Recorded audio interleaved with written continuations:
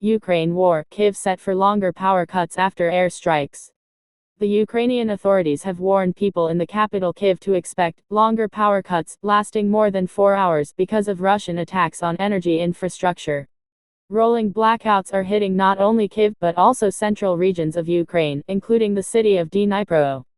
President Volodymyr Zelensky said about 4 million people were affected, but shelling will not break us. This month Russia launched dozens of missiles and Iranian-made drones.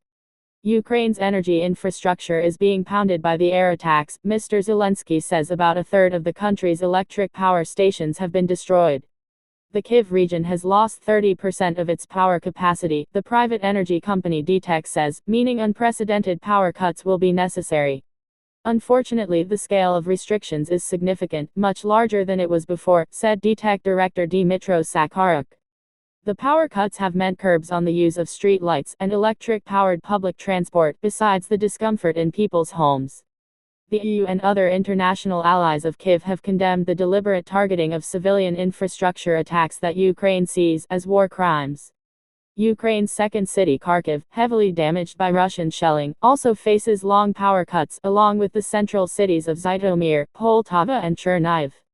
Russia stepped up its missile attacks on Ukraine's power stations and other civilian infrastructure, in retaliation for the 9 October bombing of the Kerch Bridge, a key link to Russian-annexed Crimea.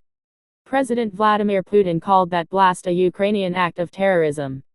The bridge is a symbol of his campaign to incorporate large swaths of Ukraine into Russia. A power station employee called Pavlo, quoted by AFP news agency, said, "We are confronted by such damage for the first time."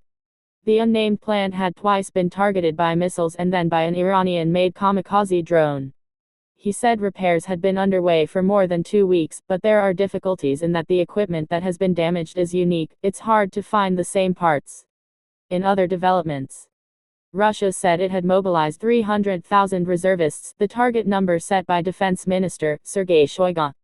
He said 41,000 of those called up had already been deployed to the battlefield in Ukraine. Russia also said it had completed an operation to move thousands of civilians out of occupied Kherson, ahead of an expected battle with Ukrainian forces for the strategic southern city. President Zelensky accused Russia of dismantling medical facilities in Kherson, removing equipment, ambulances, just everything, and pressurizing doctors to move to Russia. Chechen leader and Putin ally Ramzan Kadyrov admitted that a Chechen unit had suffered big losses, -23 fighters killed and 58 wounded in a Ukrainian artillery attack.